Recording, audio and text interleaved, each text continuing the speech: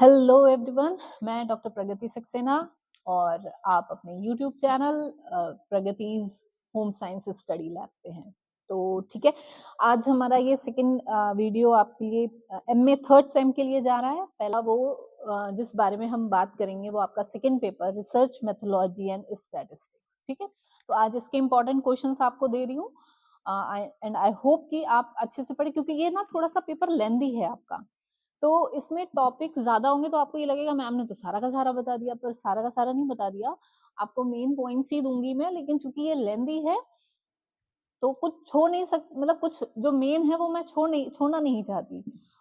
तो जो पहला टॉपिक ऑब्वियसली आपका रिसर्च रहेगा कि रिसर्च की डेफिनेशंस याद करेंगे राइटर्स के थ्रू। जो डेफिनेशंस है एटलीस्ट 3 डेफिनेशंस आपको पता होनी चाहिए, रटी हुई होनी चाहिए। ठीक है, तो 3 डेफिनेशंस आप अपना तैयार कर लीजिएगा रिसर्च की। और जो रिसर्च का ये जो क्वेश्चंस आता है ना, मोस्टली वो होम साइंस के साथ कोलैबोरेट करके आता है। जैसे कि गृह विज्ञान में ये जो आपका शोध का विशेषता बताएं या महत्व बताएं, तो आप ये आवश्यकता बताइए। ठीक है, तो ये सारी चीजें सेम ही रहने वाली हैं। तो आपने जो अपना क्वेश्चन जो तैयार करना है वो तैयार करना है कि गृह विज्ञान में रिसर्च का क्या महत्व है। तो इस तरीके से आप अपना क्वेश्चन तैयार करिएगा, आंसर्स। ठीक है, नेक्स्ट आपका आएगा रिसर्च डिजाइन। तो रिसर्च डिजाइन से रिलेटेड उसकी इंपॉर्टेंस क्या है रिसर्च डिजाइन की, उसके एक अच्छी रिसर्च डिजाइन में ना क्या गुण होने चाहिए, तो ये जरूर अच्छे से समझ लीजिएगा। तो आपका रिसर्च प्रपोजल, तो जो प्रपोजल हम तैयार करते हैं, अब ठीक है, रिसर्च प्रपोजल जब आप तैयार करते हो या फिर आप चाहें तो रिपोर्ट राइटिंग, जो आप रिसर्च रिपोर्ट राइटिंग तैयार करते हो, तो ये दोनों एक साथ आप तैयार कर लीजिएगा। तो जो भी नेक्स्ट है आपका रिसर्च प्रॉब्लम।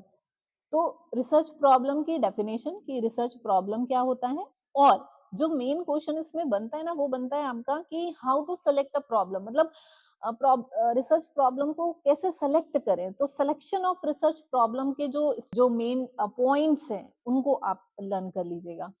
थोड़ा सा मैं यहाँ आपको हिंट दे देती हूँ कि जब हम रिसर्च प्रॉब्लम का सिलेक्शन करते हैं तो किन किन चीजों को ध्यान में रखना चाहिए हमको।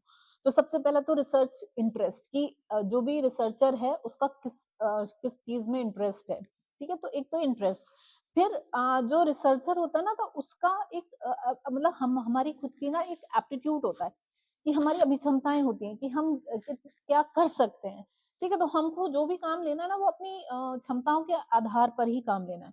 तो नेक्स्ट है आपका एक्सपेंसिव, कितना खर्चा आ जाएगा आपकी रिसर्च में, तो इसको भी ध्यान में रख के ही हमको अपनी रिसर्च प्रॉब्लम का सिलेक्शन करना होता है। टाइम, कितना टाइम लगेगा हमें हमारी रिसर्च को कंप्लीट करने में, तो ये भी हमें ध्यान रखना पड़ता है। एक लिमिटेड टाइम के लिए ही हम, मतलब प्रॉब्लम ऐसी होनी चाहिए जो कम टाइम में हम ज्यादा से ज्यादा उसको मतलब एक्सप्लोर कर सकें। ठीक है, एथिकल वैल्यूज के अकॉर्डिंग होनी चाहिए आपकी जो भी आप रिसर्च प्रॉब्लम ले रहे हैं, तो वो सोसाइटी के जो एथिकल वैल्यूज है, नैतिक मूल्य हैं, उनको ध्यान में रखकर आपको सेलेक्ट करनी होती है। ठीक है, और एक होता है नवीनता कि कुछ खोज करने जा रहे हो तो वो नवीन होनी चाहिए, कुछ नवीनता होनी चाहिए। टॉपिक एकदम नवीन नहीं हो सकता, पर उसके उद्देश्यों में कुछ तो नवीनता होनी चाहिए जो आपकी रिसर्च को, पिछली रिसर्च जो भी हुई है उस टॉपिक से रिलेटेड, उनको कुछ अलग करता हो। ठीक है, इसके साथ-साथ एक चीज़ और कि आप आपकी सोसाइटी के लिए वो कितनी यूज़फुल है। तो यूज़फुलनेस कि आपका जो रिसर्च प्रॉब्लम है वो कितना यूज़फुलनेस है, कि आप जो काम करोगे वो कितना यूज़फुल रहेगा आपकी सोसाइटी के लिए, तो ये भी ध्यान में रखना है। तो ये तो सारा हो गया कि how to select research problem. ठीक है, तो ये हेडिंग्स के थ्रू आप इनको डिफाइन कर सकते हो। चलिए हम नेक्स्ट टॉपिक की बात करते हैं। जो नेक्स्ट टॉपिक आपका रहने वाला है वो है आपका रिसर्च हाइपोथेसिस। तो जो रिसर्च हाइपोथेसिस है, एक तो उसकी डेफिनेशन आपने परिकल्पना किसे कहते हैं उसे परिभाषित कीजिए, तो वो तो लर्न करना ही है। इसके साथ 2 टॉपिक और इसके मेन होते हैं। एक आपका महत्व यानी इंपॉर्टेंस क्या है रिसर्च में हाइपोथेसिस की, और जो नेक्स्ट रहने वाला है वो आपका टाइप्स ऑफ हाइपोथेसिस। ठीक है, तो टाइप्स ऑफ हाइपोथेसिस कई तरीके से दिए हैं, जैसे स्टैटिकल टेस्टिंग के अकॉर्डिंग जो हाइपोथेसिस के टाइप होते हैं वो 2 टाइप्स का होता है। एक नल हाइपोथेसिस होती है, एक ऑल्टरनेटिव हाइपोथेसिस होती है। नेक्स्ट आपका एक होता है कि directional and non directional hypothesis. एक होता है पॉजिटिव नेगेटिव हाइपोथेसिस, एक होता है सिंपल एंड कॉम्प्लेक्स हाइपोथेसिस। तो ये टाइप्स ऑफ हाइपोथेसिस हैं, तो इनको इनको आप लर्न कर लीजिएगा। अब बात करते हैं इसी के साथ साथ ना एक चीज़ और कभी-कभी पूछ ली जाती है, वो होता है आपका कि एक अच्छी हाइपोथेसिस के क्या गुण होने चाहिए?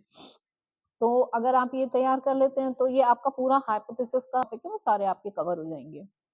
नेक्स्ट आपका जो मोस्ट इम्पोर्टेंट है, जिसमें ये मान के चलिए, ये हर बार ये क्वेश्चन आता ही आता है सैंपलिंग से रिलेटेड, और इसमें सबसे ज़्यादा जो क्वेश्चन आता है वो आपका रैंडम सैंपलिंग से रिलेटेड आता है, कि जो प्रोबेबिलिटी सैंपलिंग की एक टाइप है रैंडम सैंपलिंग, तो उसके बारे में पूरा डिटेल में आप पढ़ोगे। तो सैंपलिंग किसे कहते हैं, इसकी परिभाषा, रैंडम सैंपलिंग का पूरा डिटेल किसे कहते हैं, इसके टाइप्स क्या होते हैं, इसको कैसे फॉलो करते हैं, इसके मेरिट्स एंड डीमेरिट्स आपने पूरा-पूरा इसको तैयार करना है, ठीक है?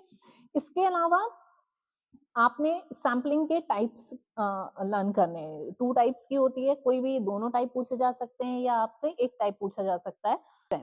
जैसे कि प्रोबेबिलिटी सैंपलिंग और नॉन प्रोबेबिलिटी सैंपलिंग। प्रोबेबिलिटी यानी संभावित निदर्शन और असंभावित निदर्शन। तो इनके जो टाइप्स हैं, जैसे प्रोबेबिलिटी सैंपलिंग में आपका रैंडम सैंपलिंग है, सिस्टमैटिक सैंपलिंग है, आपका स्ट्रैटिफाइड है, मल्टी स्टेज है, क्लस्टर है, तो ये सारी सैंपलिंग आपकी प्रोबेबिलिटी सैंपलिंग में आती है। तो आप इनके बारे में एक-एक पैराग्राफ, डेढ़-डेढ़ पैराग्राफ अच्छे से समझ लीजिएगा।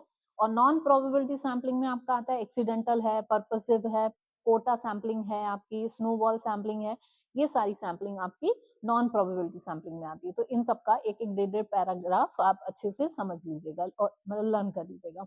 तो सैंपलिंग से क्वेश्चन आपको मिलना ही मिलना है, ठीक है?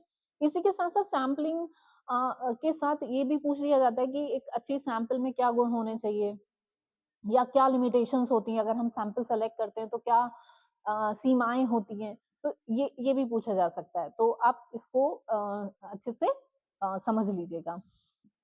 फिर कुछ आपके जो टूल्स हैं डेटा कलेक्शन से रिलेटेड, जैसे क्वेश्चनेयर है, इंटरव्यू है, ऑब्जर्वेशन है, शेड्यूल है, ठीक है? तो इसमें सबसे ज़्यादा जो क्वेश्चन पूछा जाता है वो क्वेश्चनेयर और शेड्यूल के बीच जो डिफरेंस है, मतलब दोनों के बीच में क्या अंतर है, वो ज़्यादातर पूछा जाता है। फिर इनमें से कोई भी आपको एक दे दिया जाएगा और उसका आपको प्रकार है, उसके गुण मतलब मेरिट्स, डीमेरिट्स, कैरेक्टरिस्टिक्स, तो ये चीज़ें इन सब की थोड़ी-थोड़ी अगर आप समझ लेंगे कि क्वेश्चनेयर किसे कहते हैं, इसके प्रकार क्या होते हैं, इसकी मेरिट्स, डीमेरिट्स क्या हैं, इसके गुण क्या हैं, इसको कैसे बनाते हैं, तो ये आपको ईज़ी टू वे रहेगा। अब देखिए, ठीक है, अभी नेक्स्ट की बात करें हम, तो नेक्स्ट है आपका क्लासिफिकेशन, टेबुलेशन, ठीक है? तो अब क्लासिफिकेशन को कैसे इसको कैसे डिफाइन करना है, ये आप लर्न करेंगे। टेबुलेशन को कैसे डिफाइन करना है, ये लर्न करेंगे। एक क्वेश्चन इनसे भी रिलेटेड, मतलब जो डिफरेंशिएशन है ना, वो इसमें भी पूछ लिया जाता है कि क्लासिफिकेशन और टेबुलेशन में क्या अंतर है, तो ये भी आपसे पूछा जा सकता है। फिर इन दोनों के टाइप्स की, क्लासिफिकेशन के टाइप्स और टेबुलेशन के टाइप्स और अंतर, ठीक है? ये आपका इससे रिलेटेड हो गया। अच्छा, एक चीज़ आपके सिलेबस में नहीं शो की गई है, बट कभी-कभी पूछ लिया जाता है, कभी-कभी नहीं, पूछ ही लिया जाता है, डेटा, कि डेटा क्या होता है और इसके टाइप्स क्या होते हैं, ठीक है? तो वो एक आप ज़रूर अलग से देख लीजिएगा कि डेटा किसे कहते हैं, types of data, primary data, secondary data, और डेटा को कैसे कलेक्ट किया जाता है, सोर्सेज़ ऑफ डेटा, तो ये आप अपने पार्ट पे एक इसको ऐड ऑन कर लीजिएगा। फिर एक है आपका इंटरप्रिटेशन ऑफ डेटा, कि इंटरप्रिटेशन ऑफ डेटा किसे कहते हैं? इसमें जो पूछा जाता है वो एरर ऑफ इंटरप्रिटेशन पूछा जाता है। ये बहुत लेंथी हो जाएगा, मैं नहीं यहाँ नहीं समझाऊँगी। फिर कभी इस पे लॉन्ग वीडियो जब बनेंगे आपके लिए तब फिर इसको समझाऊँगी, लेकिन अभी आप करेंगे, ठीक है? और जो एक लास्ट है, जो बहुत सेफ साइड क्वेश्चन रहता है, जिसे आप कहते हैं ना कि अटेम्प्ट कर ही लीजिएगा, कर सकते हैं। एक सैंपलिंग का क्वेश्चन ज़रूर अटेम्प्ट करिएगा, और एक ये क्वेश्चन भी आप बहुत अच्छे से अटेम्प्ट कर सकते हो, क्योंकि इसमें लिखने के लिए आपके पास बहुत बहुत कुछ होगा। जैसे कि आपका है ना रिपोर्ट राइटिंग, मैंने पहले भी बताया आपको, जैसे कि प्रपोज़ल था, रिसर्च प्रपोज़ल या रिपोर्ट राइटिंग, ये क्वेश्चन है जो बहुत ही कन्वीनिएंट क्वेश्चन है, कि आप अगर आपको स्टेप्स, ये 3 इसके 3 स्टेप्स हैं जिनके अंदर स्टेप्स आते हैं, ठीक है? एक प्राथमिकताएँ, कि उसमें क्या-क्या स्टेप्स आएँगे, फिर मेन बॉडी और फिर बिब्लियोग्राफी। तो ये 3 आपके स्टेप्स 3 हैं और उसके अंदर सब स्टेप्स हैं। तो वो लिखूँगी, पूरा मेथड आप पूरा जो प्रोसेस है इसका, स्टेप्स का, वो पूरा अच्छे से लर्न कर लीजिएगा। तो आई थिंक आपको अच्छा खासा क्वेश्चन मिलना है। कुछ क्वेश्चंस जो है मोस्टली हर बार घुमा-घुमा के पूछ लिए जाते हैं, जैसे सैंपलिंग का है वो ज़रूर पूछा जाता है आपसे। मैंने रिपोर्ट राइटिंग बोली, ये भी अक्सर पूछ ही लिया जाता है, आपका रिसर्च डेफिनेशन और नीड इन होम साइंस ये पूछ ही लिया जाता है। तो ये सारी चीज़ें आप जो हो आराम से इनको इन पे ज़्यादा फ़ोकस करिएगा। बाकी इम्पोर्टेंट टॉपिक मैंने दे दिए हैं, बहुत लेंथी है ये पेपर। आपका जो सिलेबस है ना वो लेंथी है, तो उस हिसाब से मैंने कोशिश की है कि कुछ आपका छूटे नहीं और ये बहुत इम्पोर्टेंट पेपर है आपके लिए।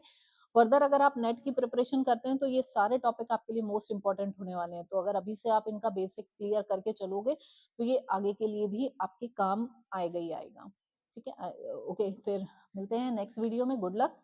और अब आपका थर्ड पेपर रहता है इसके बाद उसके आपके इम्पोर्टेंट जो टॉपिक्स हैं वो फिर हम आपको आपके साथ डिस्कस करेंगे। Okay, bye bye.